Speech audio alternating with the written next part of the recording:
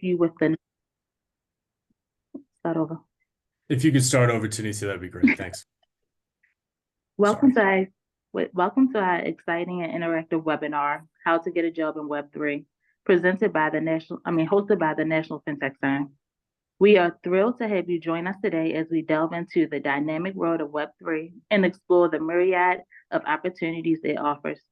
This session is designed to equip you with the knowledge and insight necessary to navigate this innovative landscape effectively. We would like to extend our heartfelt gratitude to the Hyperledger Foundation and their dedicated team, especially Sean Bohan and David Boswell, for their invaluable support in making this event possible. Their commitment to fostering a collaborative environment in the blockchain space is truly commendable and has significantly contributed to the growth of the Web3 ecosystem. A special thank you goes out to our esteemed presenters, John Carpenter from Ultra Commerce and Jim Mason from Skyweb Team. Their expertise and experience in the field will provide you with practical guidance and inspiration as you embark on your journey into Web3. We look forward to an engaging discussion and hope you find this webinar both informative and motivating. Thank you. And thank you, Tanisha, for that. Let me take everybody really quick through a couple of slides. Thank you for joining us for How to Get a Job in Web3. Hyperledger team is incredibly grateful to the Fintech Center at Morgan State, as well as our two presenters, John and Jim. I'm going to make this super quick just because we want to get to what's really important, which is the presenters in this seminar. Really quick, all Hyperledger meetings are held and Linux Foundation meetings are held on the Linux Foundation antitrust policy. If you have any questions about these matters, please contact your company counsel or Andrew Updegrove of the firm Gesmer Updegrove LLP, which provides legal counsel to the Linux Foundation. And all of our meetings, events, everything we do is held under the Linux Foundation Code of Conduct. The link to this will be in the links that I'm going to share in chat in a moment. Real quickly, Hyperledger, we host software, we host enterprise-grade open source distributed ledger software projects in the communities that build them. That is the work that we do, and we are so thrilled to work with Morgan State. This is probably the 5th or 6th seminar we've done over the last 2 years, along with a larger couple of workshops back in 2022 and 2023. We're part of the Linux Foundation. You're going to notice there's another little line on the graphic that says Linux Foundation Decentralized Trust. Very exciting. This is a reorganization that we're doing, a new umbrella organization we're launching next week. And it's a diverse ecosystem. Blockchain isn't just about NFTs. It isn't just about one thing. It applies to so many different categories and industries and use cases, everything from decentralized identity to education to CBDCs, central bank digital currencies. It's a really great space. And we have a ton of projects that cover the gamut from identity to supply chain. Anything you can imagine that can be done with a blockchain, there's a Hyperledger project for it. And lastly, we would love more participation from the community. We love contributors. We love our maintainers. And open source only works if you work with it. You don't have to contribute code. You can just use the product and we'd be thrilled. You don't have to write technical documentation. You can tell folks about the work that you're doing. We'd be thrilled. And we love working with Morgan State. And that's it. Last up, I'm going to share some links after this in the chat, like our GitHub, our Discord, etc. And now, without further ado, I'd like to turn it over to John and Jim. Let me stop sharing my screen. And if John and Jim could do a really quick intro of who you are, and let's get into it. If you do have questions, please put them in chat. We have too many folks in the Zoom to do verbal questions, so please put them in chat, and John or Jim or myself will grab them, and we'll take breaks and answer them. But thank you, and let's turn it over to you guys. Thank you. Yeah, thanks, Sean. And thanks to Morgan State University for being a part of this and the Fintech Center. And I'll just do a quick overview of myself and Jim, and then when we get into it, then Jim will come on and he can do his own introduction as well. So I'm John Carpenter. I'm Chief Operating Officer of Ultra Commerce. I'm also the co-founder of the Global Blockchain Summit, where we've had a lot of thought leaders over the years to talk about blockchain technology and opportunities within there. And then I lead the Denver Hyperledger Meetup Group. I organized the Hyperledger Career Fair, which is really this how to get a job in Web3 is really very focused on that type of implementation. And then I'm also doing a nice mentorship program, which I'll talk about as well through Hyperledger around some of the documentation and video documentation for the Hyperledger Foundation.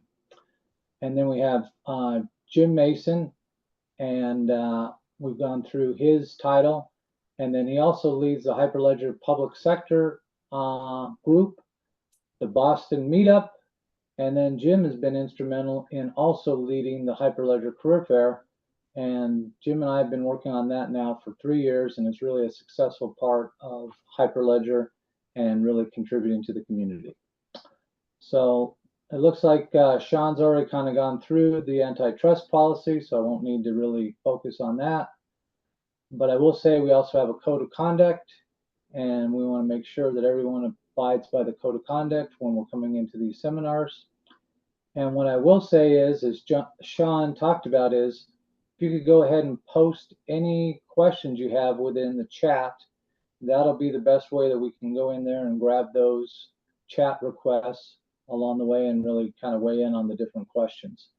And one of the things that we'll do is we'll go through initially, and if we see things that are relevant to the presentation materials that come through the chat, we may grab them in line.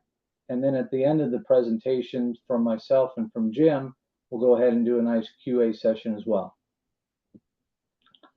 So let's just take a quick look at this agenda, and we're right on time here. So I'm going to talk a little bit about my background, an overview of the relevant enterprise blockchain projects. Especially what we're going to do today is, because this is a Hyperledger presentation, we're going to focus on Hyperledger and really what's available within that ecosystem. And then we're also going to discuss relevant resources for recruitment. We're going to provide insights into the roles and responsibilities that companies are looking for when they're recruiting for Web3 roles. We're going to discuss how to register for various talent pools. And then, of course, we're going to answer your attendee questions. And then when I turn it over to Jim, he's going to, discuss his extensive Web3 experience, and then relevant resources for recruitment, and then also talk about leading companies and recruiters, working with blockchain technologies, and really what we've done in breakout rooms with the career fair. And we can talk a little bit about, if you want to attend the career fair going forward, how that works from a dynamic perspective. And then we'll go ahead and get into our Q&A. So the first thing I want to do is really jump into all the great resources that Hyperledger offers on the website. And as Sean covered, there's just a wealth of opportunity if you just get engaged in the community. And there's many ways to get engaged in the community, and there's many roles in the Web3 space as well. I think one of the things I wanted to spell right at the beginning here is jobs in the Web3 space can cover all the gamut of things that people are looking for. Not everyone needs to be a technical coder to get a job in Web3 for sure. But if we look at some of these links here, we have the homepage for Hyperledger, and as Sean talked about, that's going to be more of the Linux Foundation decentralized trust going forward, have more of that overview and umbrella support. And then we also have the projects, and he showed you all the great projects that Hyperledger has, and there's just a wealth of projects that you can get involved with. And that runs a gamut, anything from Hyperledger Fabric, which is a well-known blockchain for enterprises, to Hyperledger Aries, and talking about identity. And then you can look at Hyperledger Firefly for interoperability. And then there's also the Hyperledger Labs, which I like a lot, which is really where there's new technologies being developed and there's new projects being launched. And then if you look at the GitHub repositories, Hyperledger has a wealth of GitHub repositories.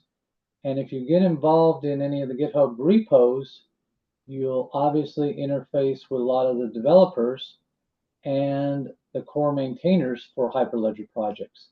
And the great thing about that is networking is always going to be a key to getting a job in any industry.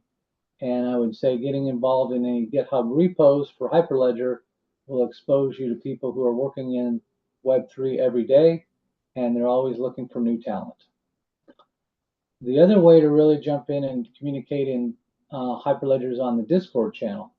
And so I recommend anyone who's on this session seminar today, go ahead and join the Hyperledger Discord channel and get involved there. And there you can have one-to-one communication with project maintainers or contributors. And then you can also see kind of the real-time chat that's going on around the projects. I really think that that's a great thing to look at. And then the weekly newsletter also is another thing that will let you know what new projects are coming out of the ground or been launched for Hyperledger. And usually there's jobs associated with any one of those new projects that's coming out. So if you see that some group like Accenture has partnered with a company to develop a new decentralized app based on Hyperledger, that would be a place to find it in the newsletter. And then the other thing is there's a wealth of training opportunities that Hyperledger offers as well. And one of the things that you can look at is, even if you don't have the skills today for a particular type of implementation, if you go out to Hyperledger and look at what their training resources are, you can get up to speed, you can get those additional resources. And these are things that employers are going to look for. They're going to say, do you have training around Hyperledger? Do you have certifications? And Hyperledger does offer certifications for different projects. And if you get those certifications, you can put them on your resume. And when you go to apply for a job in the Web3 space, you're going to have a greater opportunity to capture that job.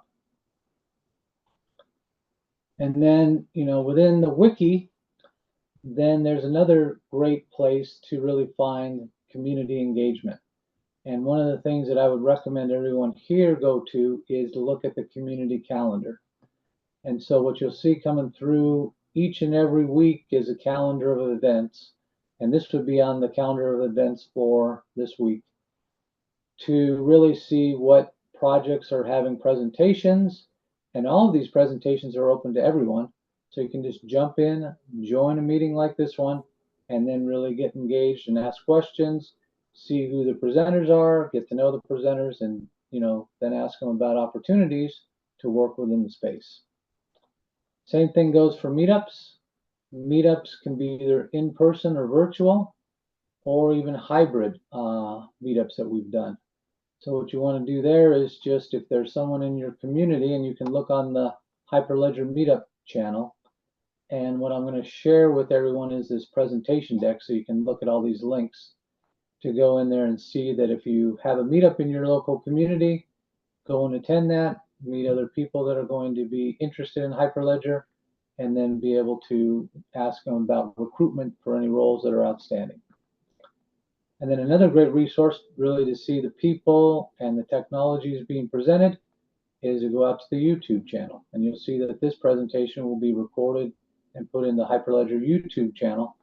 So you can go ahead and say, okay, these are other maintainers, these are other people involved in the community, and let's talk to them about, if there's potential for jobs. And then, here's several case studies. Case studies, once again, are illustrating where Hyperledger is being used and different companies that have adopted Hyperledger.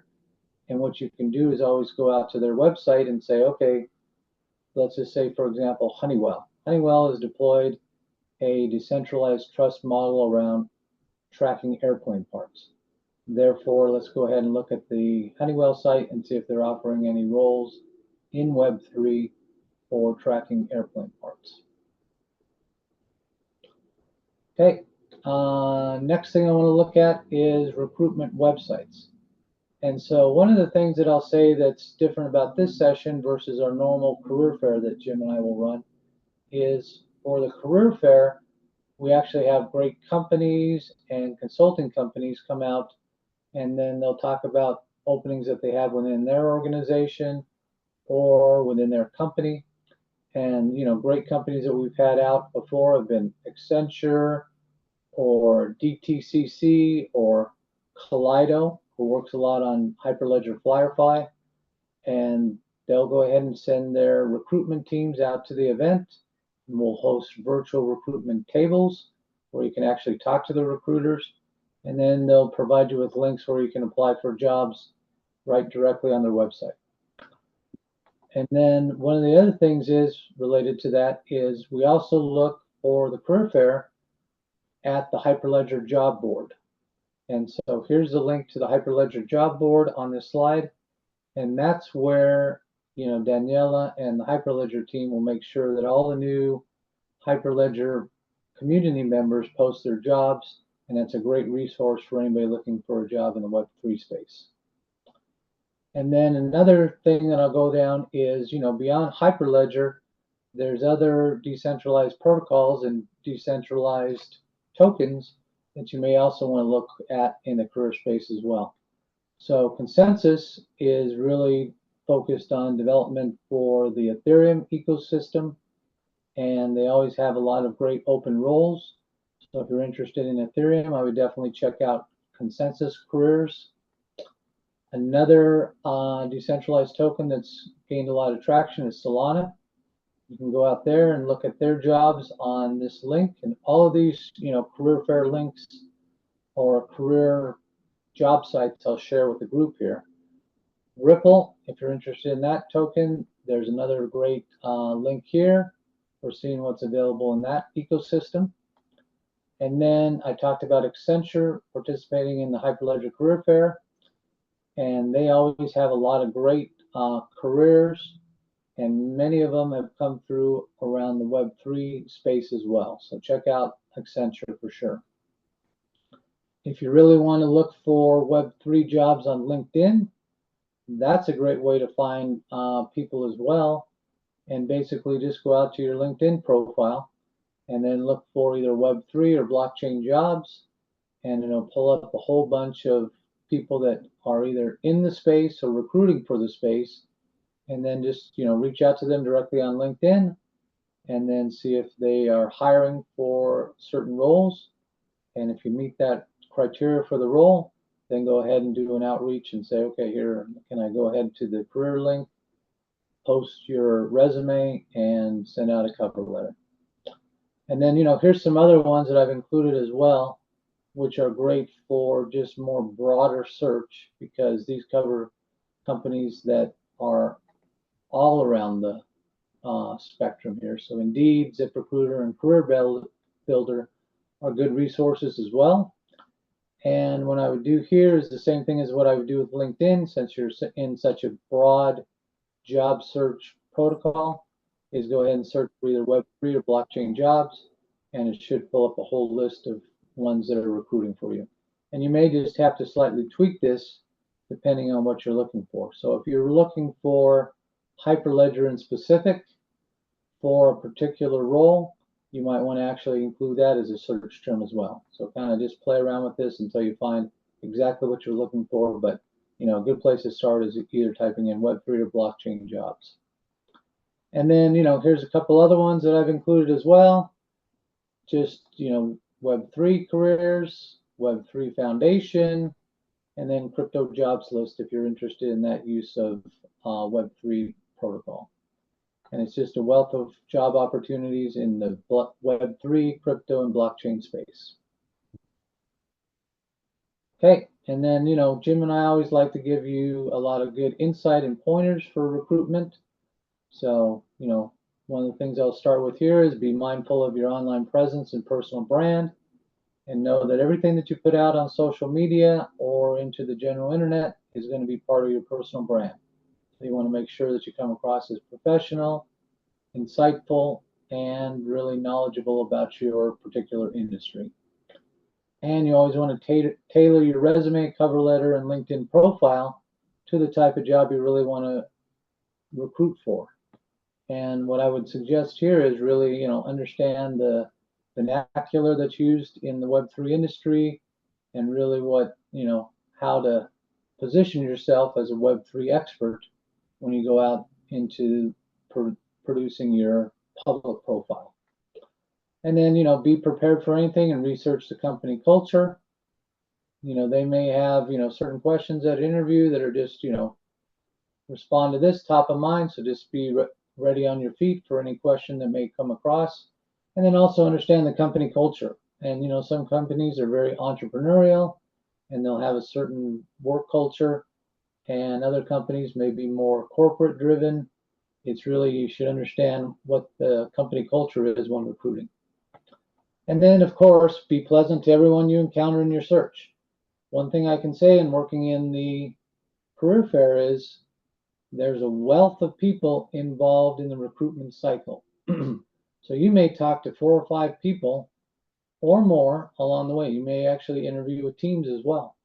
So when you're talking to anybody, whether that's from the initial outreach from the recruiter, or if you go to a career fair and you talk to the recruiter that's at a virtual table, or you're saying, okay, here's the first line manager that's going to maybe do some interview questions for you, or maybe give you a technical skills assessment, always be pleasant. And then also, open your search to multiple jobs that may be a good fit. And this includes, expanding to multiple companies, or maybe there's a job that's not quite your ideal job, but close, and the company is really steeped in Web3 technology. It might be one that you want to go ahead and apply for, because it may open other doors and other opportunities along the way with that company. And then always be good about sending good follow-up emails whenever you have communication with anyone, and make them timely, articulate, and personal.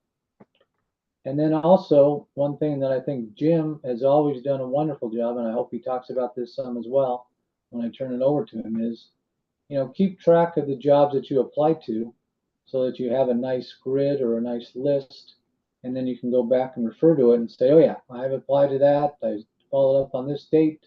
They told me they would get back to me in a week.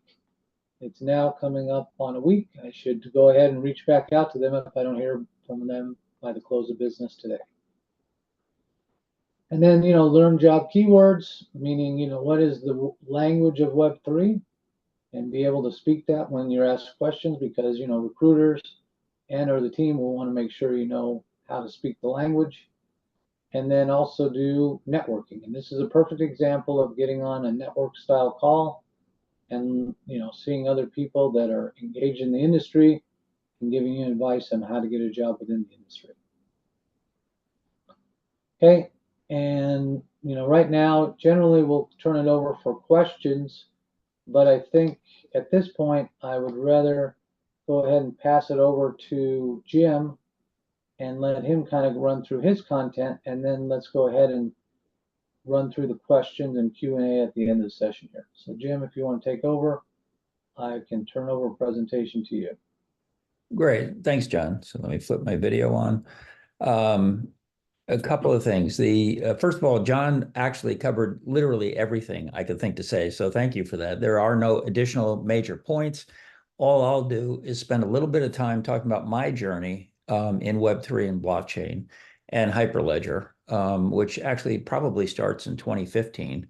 And for the last 9 years, I've been sort of connected in one way or another, not just through the organization itself, but every piece of work I've done has related to Hyperledger and blockchain for the last 9 years, for what it's worth. In addition, like a lot of people, I've added more on the AI side, have been doing, I'll call it automation analytics and a lot of other parts of Web3, as well as identity for a long time as well. So that's sort of my quick background. Let me quickly share my screen. Give me 1 second. Let's do just a quick desktop share, and then I'll flip. Let me try to expand this real quick and kill this. I'm not going to spend a lot of time. I just want to go through what I call context. From my perspective, the session, I had some just general glossary stuff. There's a spreadsheet for that I can make available down here at the link, which is pretty easy. Bigger thing is just the concepts. And so you understand that Hyperledger organization has been around now since about, I think, 2017 officially. And even before that, there was work being done with Hyperledger. But in addition to that, as Sean said, we've now got the Linux Foundation Decentralized Trust Project, which includes all of Hyperledger and more. And so the larger concept, I think, is that literally everything in the planet does run on trust pretty much, unless you're doing something yourself. If it's anything involving anybody else or any other organization, however it is, there's always a component of trust in everything. So the concept of trust fuels the world is, I think, legitimate. And then the next thing is really the concept of automated digital trust is critical. So the goal is to figure out how do we do that. And so certainly Hyperledger has been focused on that. Linux decentralized trust will add more to that. In addition, you can add all of security under digital trust as well as an umbrella. So it's a very large umbrella that's, I think, going to grow over time. I don't want to spend, again, a lot of time on these slides, but just the concept, I'll say a blockchain probably looks something like this in general. There are different types of blockchain platforms, many of which are supported by Hyperledger. As John mentioned, Hyperledger Fabric, Indy. We have Ethereum with Besu as the client for that, providing security on Ethereum. But concept is that you have, I'll call it, different nodes down here in blue. And generally, although there are differences, I'll say the concept of this distributed network is that each node in the network has its own copy of the blockchain. So when transactions get written out, they get stored in blocks that are hashed together. So that it becomes tamper resistant or difficult to change the data, unlike traditional databases.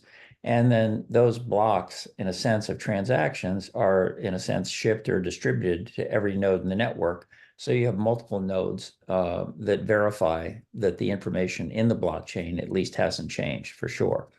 We also, the concept of how things are added to the blockchain is really through a smart contract.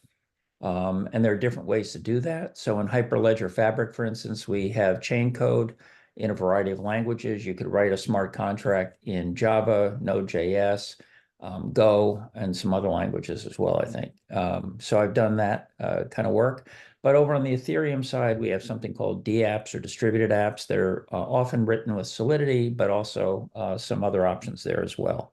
So you have different languages that you can program a smart contract depending upon the blockchain you're on. One of the key things is deciding if a transaction or a block of transactions is actually legitimate. So for a transaction, there's something called a consensus method. So if you know anything about blockchain, you've heard of proof of work, which is an older style method created with Bitcoin on how to verify transactions. There was a model for that, which is not what I call common today going forward on the larger blockchains. We have proof of stake and a proof of authority, other types of methods of consensus.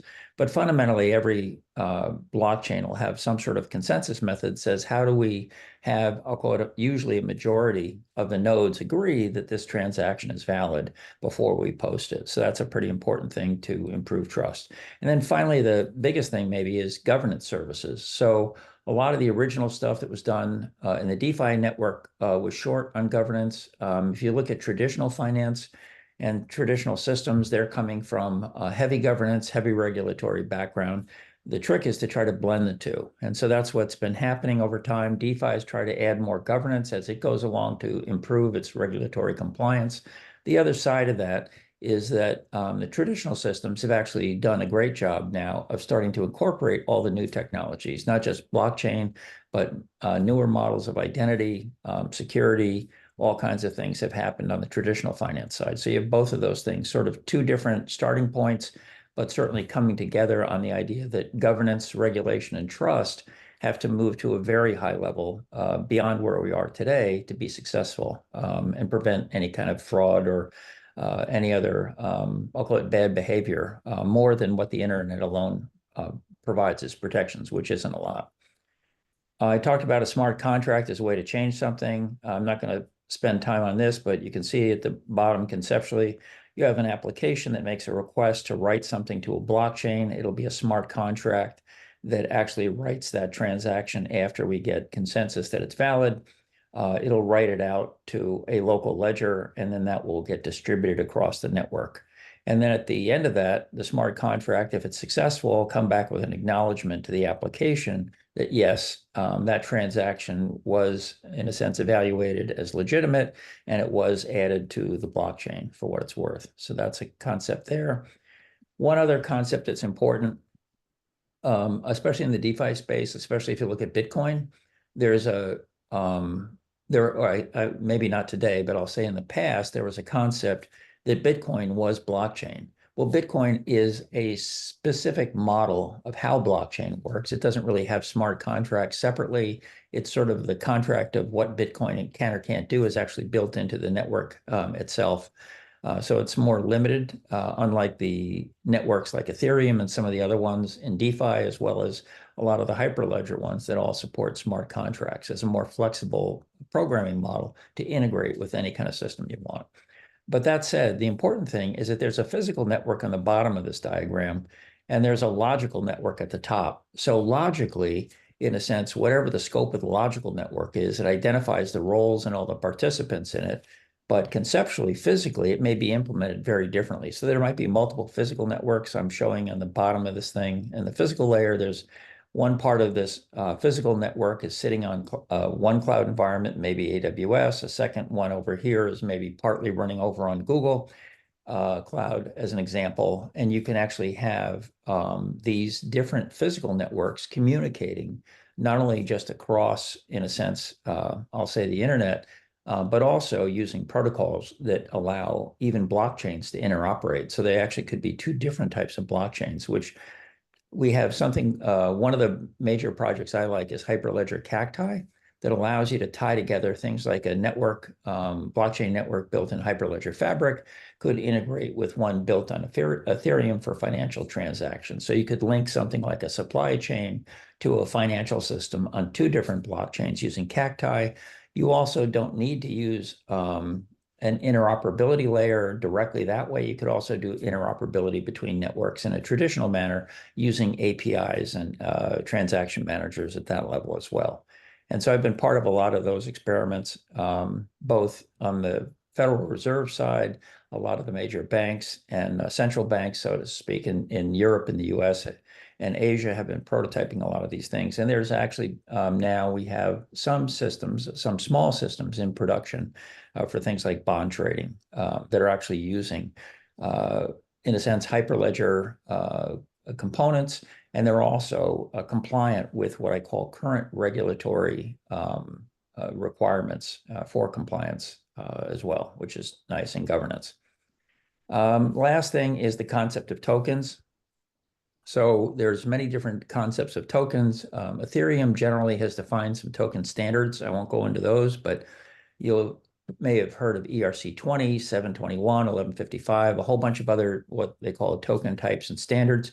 But to break it down conceptually, a token is just in a sense, it's also conceptually similar that gives you the holder of the token a right to something, whatever that something is. It's a right to play a song. It's a right to an asset. It's the right to own this Bitcoin or trade this Bitcoin, whatever it is. So it's not always just a physical asset or even a digital asset. Sometimes it's a right as well. But the key thing is that we talk about the token economy, which means when we do things, if you think about things like selling a real estate, for example, traditionally it was like, I've got land for sale. I want to sell it to John. I've got 70 acres in Maine, a forest. I'm going to say, here, John, you want to buy it? And John goes, well, I don't really have the money to spend right now, Jim. So he doesn't buy my land. I can turn it around and do what they call make that physical asset a digital asset. And if I tokenize it, we can then say I could sell fractional shares in my land to all of you. You know, for $100, you can get 100 square feet or something like that. And the concept of tokenizing physical assets really helps in many industries, in a sense, reduce frictions on transactions, improve productivity, and even improve governance as well. So the important concepts are that we have a token economy. It does rely often on blockchain, smart contracts, and then tokens to represent assets of any kind. And you have other token types as well. We have payment tokens. So I built a couple of Web3 platforms for trading marketplaces. And in those, we had something called a payment token. So you didn't always have to exchange everything into a local currency immediately. That gave you lower costs of operation, which is a big deal. And we also had reward tokens, how to incentivize behavior for different people in a Web3 solution. I will say identity is an important part of digital trust. It's a different dimension, but John did mention that we have the Indy platform, which is a self-sovereign identity platform. There's other projects out there built on identity, but the key to it is it offers a different way to manage identity. So the concept is originally everything was a siloed identity. So when I worked at IBM, everything that a company did or IBM did said, hey, wait a second, if John's going to be a new user on my network, I've got to create a new profile for John, unique profile.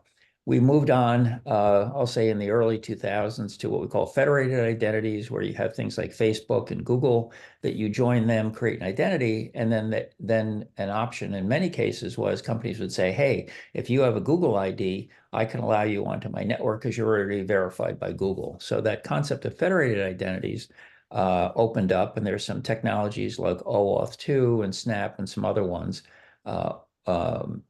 OICD, that also allow you to connect federated identities to your own application. There are issues with that, though. So a lot of times if somebody can steal a Google ID, then they've, in a sense, have access to other applications of yours as well, which is not a good thing. So moving on, there's something called self-sovereign identity as an architecture that has been defined by some standards by the Identity Network, as well as the W3C, and even ISO now has, I think, a standard that includes self-sovereign identities. The concept there is that you, as an individual, are independent of anybody who issues an identity. So if a government issues an identity to you, or a company does, and they say, hey, or Google issues an ID, the idea would be that your identity, your ownership of that identity is separate from what I call your rights, or your what we call your credentials to use that identity. So best example was I was a project manager for state of Rhode Island in the US on putting up the self-sovereign identity as a network, which is very, very different for both individuals and organizations. And there, what we did is say, okay, we already have a system in place to issue state identities as a driver's license or a state ID card. And we added the idea that you could check a box and get a self-sovereign identity in addition. And what that meant was that you now had a digital wallet with a self-sovereign ID that you controlled. And what we did is we would say, oh, it's a driver's license. We'll grant you a credential so you can drive a car in the state of Rhode Island, as an example. The other thing we did is granted professional certification. So in the state of Rhode Island, to be certified as a CPA, for example, you had to pass certain requirements, and we would issue you a license to operate as a CPA in the state of Rhode Island. That was a credential. We also had the companies, CPA organizations, that would get credentials to operate as a CPA organization in the state. So there's a lot of business regulation in any state or country. And again, all of that, what we call the identities, the credentials, and the consents were all managed in this architecture, which a lot of Hyperledger supports that. We have Hyperledger Indy, Aries, and even the URSA security system that help implement that stuff. And there's some additional labs, as John said, that also work in that space as well. The concept here is that you have somebody that issues an identity to a holder. So if it's the state of Rhode Island and I live in Rhode Island, I want a driver's license, they're issuing me an ID and a credential that I can hold as a digital identity and credential in a digital wallet and automatically present that. So whether I'm driving down the road, I'm going too fast, I get stopped by a state trooper, I have to present my credential, that's fine. If I also have to go into a bar and prove I'm over 21, I can present that credential. The big thing about this notion of the digital credentials and why it's better, not only does it do a better job of guaranteeing trust and accuracy, but it also preserves your privacy. So as an example, when I go to a bar and say, hey, I want to get a drink, I'm over 18. In the old days, I had to present a physical driver's license. There was a lot of information that was private that should not be shared with the bar. All they need to know is that I'm over 18.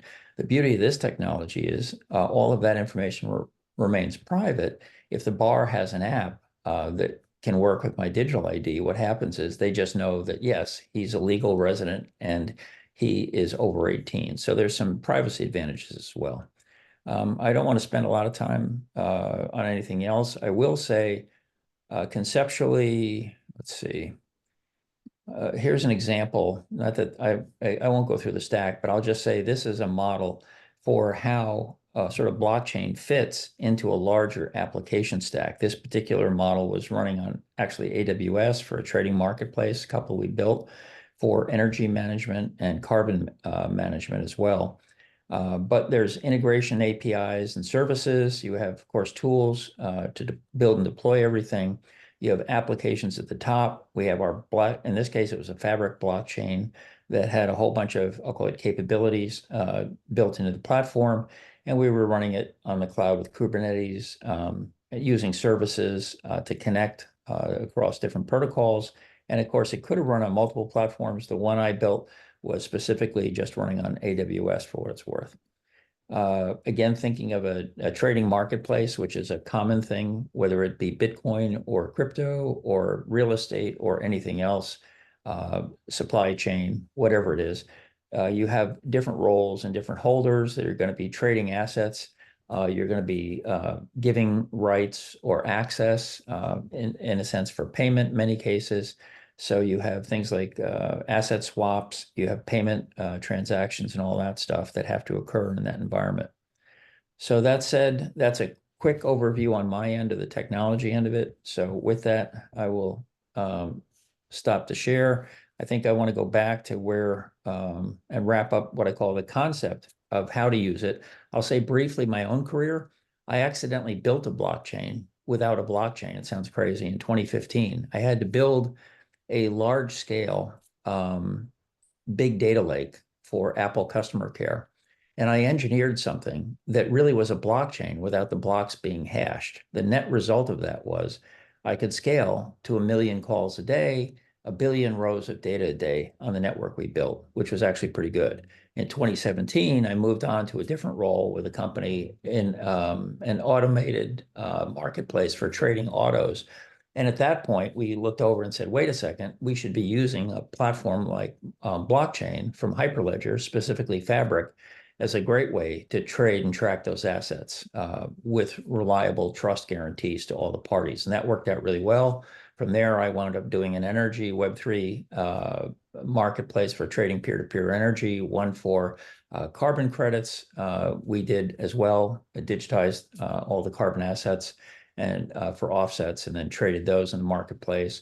And then I've recently been working with State of Rhode Island, which was the identity project, again, on a Hyperledger blockchain. After that, I was an architect at DTCC working on international financial systems, as I said earlier about the evolution of that, and currently working as a product advisor at Sybil, where we're using Fabric internally on the blockchain side as well for tracking and verifying transactions on the governance end. So that's a long history of what I've done, but the point of it is, I'll say from 2017 on, I've been directly involved in every role I've had has been connected in one way or another to the Hyperledger community, which is why, in a sense, I've stayed invested in the community. I think it's been a value to me, not only career-wise, but certainly helped me connect with a lot of other great people and great solutions that are out there as well. So that's sort of the end of what I have to cover on my end. So John, I want to flip it back. Let's spend some time and focus more on the questions at this point. Yeah, let's do that, Jim. And then one of the things I want to just do quickly before we jump into more of the Q&A, because we've got a couple minutes here, I want to look at the Hyperledger job board just to kind of give you a flavor for what the jobs look like in the Hyperledger space. So I'm going to go ahead and share my screen again here real quick.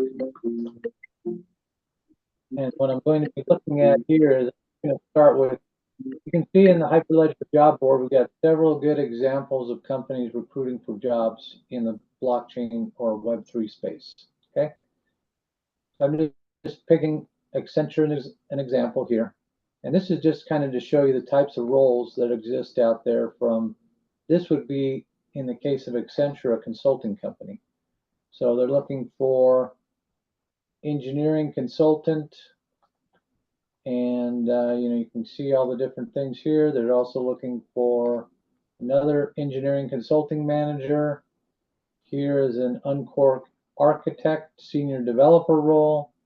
These are ones that, right now Hyperledger is, and they're a member of the Hyperledger Foundation as well, so they're able to really get in here and show you what roles where you'd be working on Hyperledger exist. I'm going to go back here real quick and jump in here for, let's go back real quick, and what I'm going to have to do now is I'm going to have to shift because I was still sharing my existing screen, but when I apply for a job, I want to share my new screen here. So with Indicio, who's another Hyperledger member, you can see that they post and they say, we have full-time positions and we have associate positions. And they can also show, these are open to anyone. So anyone on this call should be able to apply for these positions because they're all fully remote. And you can see all of the benefits they offer, trust and transparency. This is kind of that corporate culture that we talked about as well. And then look at here. Here's all their open roles. So you can be a senior software engineer, DevOps engineer, mobile engineer, associate DevOps. So you can see that they have both those full-time roles and then also these associate roles. And so somebody who's really kind of getting on board from the start and doesn't have a lot of work experience can look at these associate roles within Indicio. And then they also have a general application as well. So even if you don't have technical skills, but you want to work for Indicio, you can go ahead and say, okay, I want to put in a general application to the company. Okay, I'm going to jump back over here. I'll show you a couple more, and then we'll jump over to the Q&A. But I just think this is valuable just for people to see how this works. Okay, so now I'm going to look at Kaleido. Kaleido is another Hyperledger member, and they do a lot of work around blockchain interoperability and Hyperledger Firefly. But I'm going to click apply for a job. Now I'm going to go into Kaleido's jobs here, and you can see here they got a whole laundry list of jobs. It can be a product designer, you can be a cloud engineer, a full stack engineer, a couple of roles there, protocol engineer, looking for back-end engineers, cloud engineers, another full stack engineer here. And you can see that, they're generally looking for the Raleigh-Durham area for their recruitment, although they have one here in the UK. And I'm just going to go ahead and pop into that. And then this will give you all about the corporate culture again. See how they have this about us. This role, it'll give you more of a drill down into the role. And then here's the responsibilities. So what you want to do is you want to study all of this very carefully. Make sure you have these responsibilities in hand. It's something that you feel comfortable with. Then they're looking for what skills you have. This one, they want somebody with 5 years of experience working as a product designer in an agile team environment. Okay, and then, what are more of the company culture again here? Ownership and pride in the code you write. They want collaboration. This is always what's, companies want team players. And then you're going to be a part of a small team that's focused on getting things done. So they're looking for agile developers that can say, our team owns this, we're going to get it done. And then also, the ability to have fluid requirements because things in the blockchain space change quickly and you want to be able to pivot easily. And then here's some other things that they say, if you have these additional bonus skills, that'll help you as well. Okay, let me look at one more set here and then we'll cut over to the Q&A.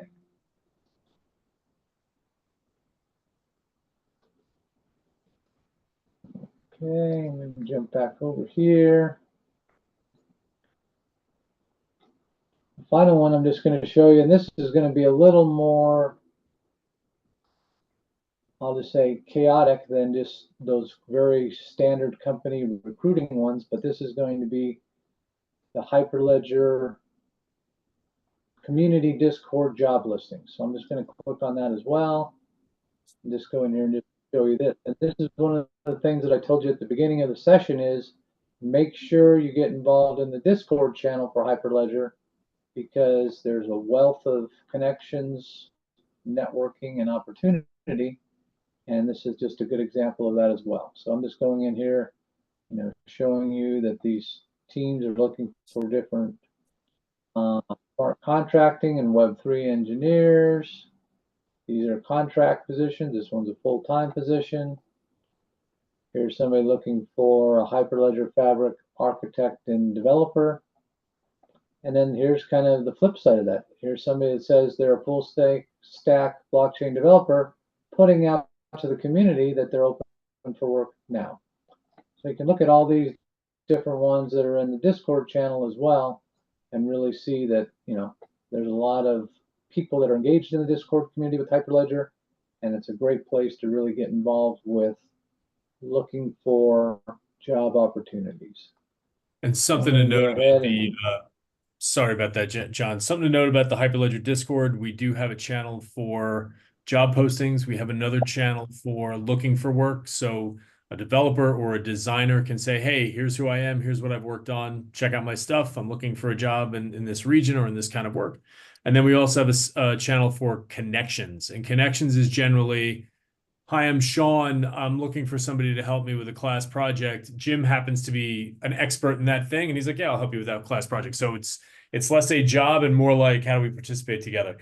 We do have a question from the top, and this is from Charbel. As a developer, do I have to have a certain understanding of Web3 to land a job in Web3? I'll give that to John or Jim, who would like to jump on it. Jim, I'm going to toss it back over to you and just give your insight from all of your work in the Web3 space.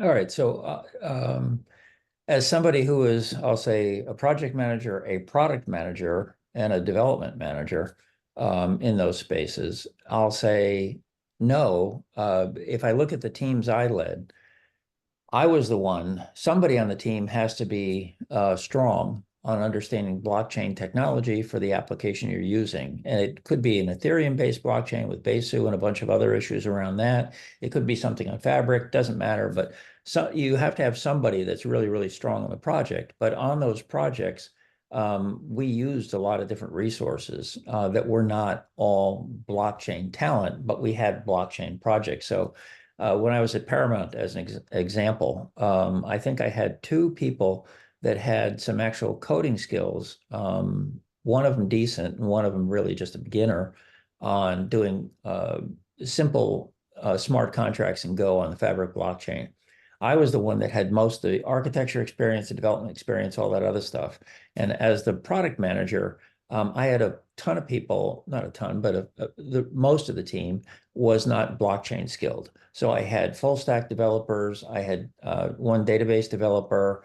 I had a part-time security person who was helping on the security architecture. So there were other roles out there that are involved, you know, QA kind of a thing. I had people testing stuff as well who really were not blockchain experts at all, but they got to participate in the project, and they also learned more about blockchain from being in the project as well. So they weren't Web3 experts, but they had something else that they could put on the table as, I'll call it, a complementary skill set that I needed for the work I was doing.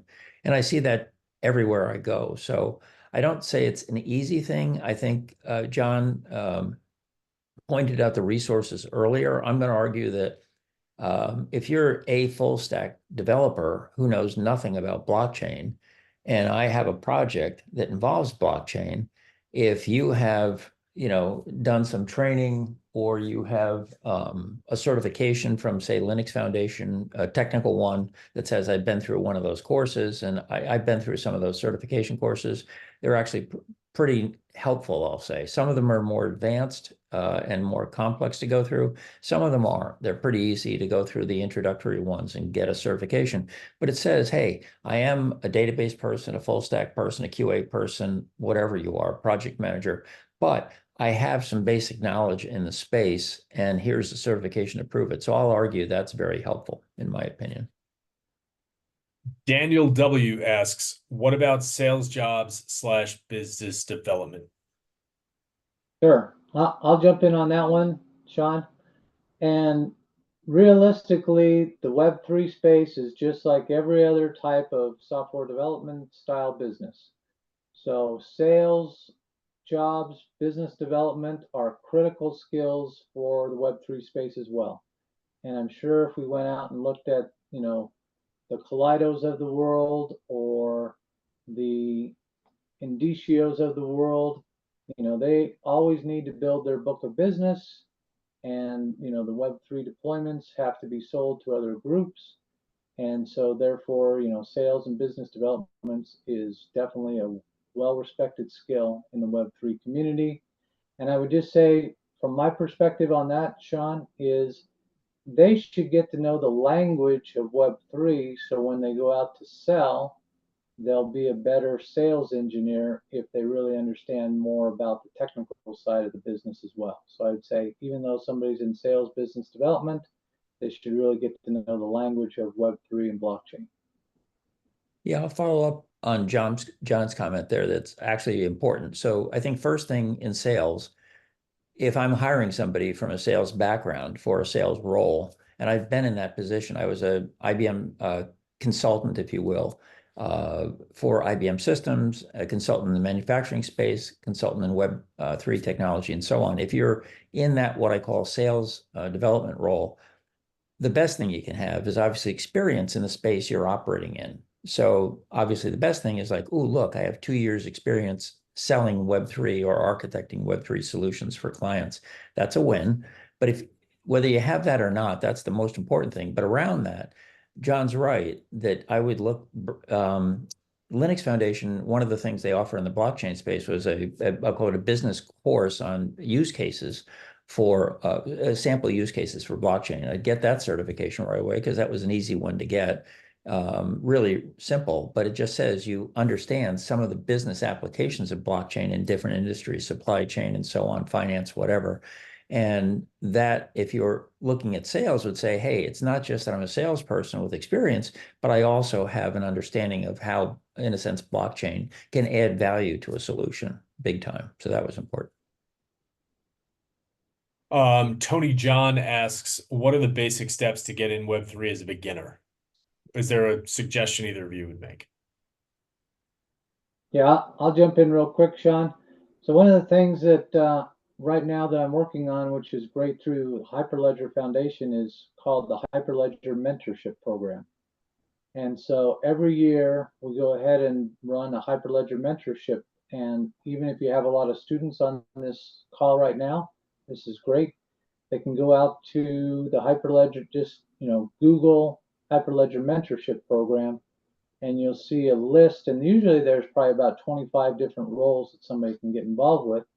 And then, a mentorship program allows them to A, upskill, B, get a mentorship stipend for their work, and then C, interface with a lot of the broader community as well. So I think a mentorship program is really a good way to get from the ground floor up.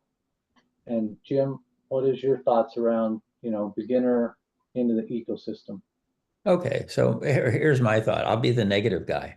Well, guess what? The mentorship program's not unlimited. That's the challenge. It's a funded thing, and so there are slots there. And that's the only negative to it. It's a very positive way, I think, to get started, but it's not an open door for the entire world to say, hey, we all want to learn Web3 is the challenge. So you do apply, you go through whatever the interview process is, and if you're accepted, great, you're in the mentorship program, you're going to learn a lot, I think. The second question, though, is how do I learn a lot if I'm not in the mentorship program without spending a lot of money? And I would say that's the biggest win for me probably is all of the resources that John actually put up the slide for earlier.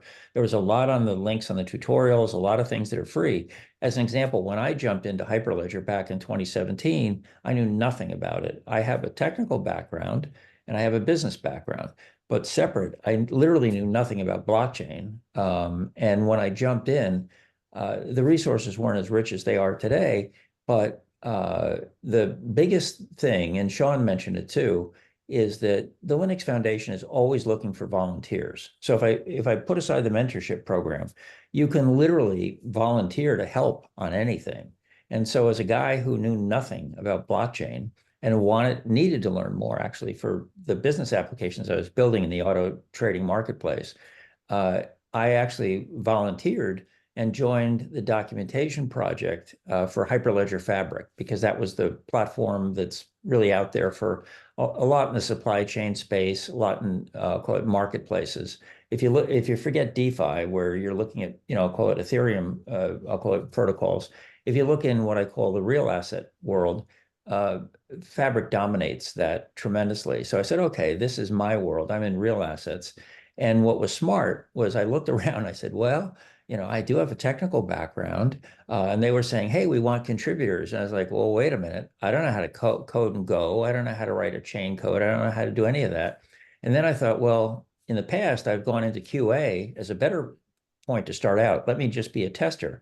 And then I said, well, wait a second. The stuff that I get handed in QA is not always going to be working. That's part of my role in QA. So I said, where can I sit where I can understand this stuff, learn it, and not have stuff that's probably coming straight off a developer laptop that may not be well tested? And I said, oh yeah, I can go to documentation. So Jim's brilliant move was to volunteer for the documentation team at Fabric, and I actually stuck with it for a long time. So even when I was building solutions, I stayed with the documentation team because, as John and Sean have both said, Linux Foundation is different. This isn't Kaleido, this is not Accenture, this isn't DTCC or some other organization.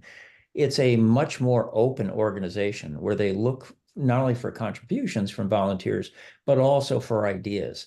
And so I can honestly say that the 3.5 years I spent in the documentation team at Fabric, there was a lot there that I had as input. I brought in a lot of other ideas that weren't, I'll call it common to the team that was actually building out the Fabric blockchain platform for sure. And so it was actually a great experience for me in many, many ways. And again, I wasn't in a mentorship program. I wasn't paid for it. It was strictly volunteer work, but my real world, I'll call it roles, benefited tremendously from that. So that's my commercial. Perfect. And Jim, I just put up the resources you talked about at the beginning of your start there. And just so people can see all the different things where they can get involved in. There's a lot of training resources. That's good for first-time people getting on board. Discord channels up there again, things like that. So I think that's just a good resource channel. Yeah, I definitely agree with that. That's a great set of resources. Certainly more than I had 7 years ago. So. Perfect. So we've gone a little bit over time. I think we have time for one question left. This one's from Nick Jones for both Jim and John. Does Web3 have a future?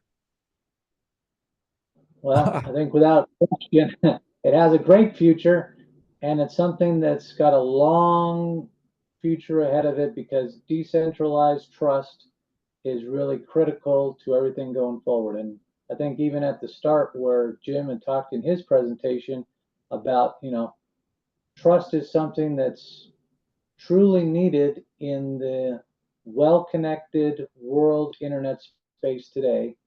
And really the best way to achieve that is through decentralized trust and a protocol like Hyperledger. So I think the future is extremely bright for Web3. And I think that, as Hyperledger continues to evolve into the Linux Foundation decentralized trust umbrella model, it'll just continue to grow and thrive. And anyone entering into the space today has a very long career ahead of themselves and really can see a lot of great, interesting developments. And Jim, I'm going to turn it over to you for your thoughts as well. So just to be fun, I'll disagree. I already came up. So first of all, decentralized trust, as I said earlier, is a subset of all trust. And so the challenge of the world is how do you automate digital trust in general, of which the Linux Foundation decentralized trust deals with a portion of that for sure. But I think looking at the larger scope, it is automated digital trust as a thing. And when I look at Web3, everybody was defining these things, at least initially, differently. This is Web3, this is not Web3. So I saw somebody define Web5 and they said, oh, this is going to succeed Web3. So I turned around and said, okay, I'll come up with Web9. I'm going to add Web3, Web5, and I'll add one more for the new stuff that doesn't exist. So you make up your own terms. So the challenge of it is these labels are not hard and fast. There's not like an ISO standard or a W3C standard or IEEE standard for what Web3 is. There's what I call conventional understanding or agreement at a point in time, but those things evolve. So what was AI 10 years ago is not what AI is today. And there's a lot of confusion. When you look at AI, everybody now says, oh, it must be Gen AI. No, there's a lot more to AI or a lot more portions of AI that most people aren't even familiar with. And I think the same challenge happens in our Web3 world. Well, I'll push and say, if I want to understand this better, I would look at the resources on this page. I would first probably hone in on the case studies to say, what can you do with it? Because even if you're going to be a developer or your role is security, that's just the technical side of life. You need to understand how these things pay off. And so probably the case studies is a place to look for that. When I look at, well, how do I get started? The learning link, the tutorials link are great. I've used those myself. I've downloaded like Fabric and I, went through some of the examples, ran those, modified them. And that's how I learned how to use Hyperledger Fabric in my case, or some of the other frameworks that are out there. But certainly the training stuff, I would certainly again say, whatever you're looking at, whatever your background is, whether it be government, education, supply chain, finance, I don't care what your interest is, healthcare, the business side of it matters. And I would say looking at those, what I call simple certificates that are easy to get is one way to go. And again, John mentioned it before, the mentorship program is worth pursuing just to understand how it works, what kind of person they're looking for to bring in. What do you bring in as background? What is going to be your interest? What's the fit going to look like? So even if I don't get selected for a mentorship that John is running, the process alone, I think, is going to be useful for me to understand better about what somebody who's managing that might be looking for, if that helps. And I would like to thank everyone who's attended this session. We are a little bit over time. I especially want to thank John and Jim and the Fintech Center at Morgan State University, who are just fantastic. John and Jim, is it okay if I get these slides as a PDF and share it on the wiki page? Sure, absolutely. Outstanding. Absolutely. And thank you all for the great questions. You can definitely check out the Hyperledger Discord, the wiki page. I've shared it a couple times. I'll share it again one more time right now. Let me get that. Sorry, as I'm talking. And we will put this stuff up there. And thank you all again for joining us. John and Jim, fantastic. If Hyperledger does another career fair, it will be posted on our events page and we'll mention it on Discord so you can find out about it. There is going to be a slight change to Hyperledger over the next couple of weeks with the reorganization as Linux Foundation Decentralized Trust and the new umbrella organization, but channels like our mailing list will continue just with a new name. But thank you all again. Have a great day, everybody. And I'm going to end the recording.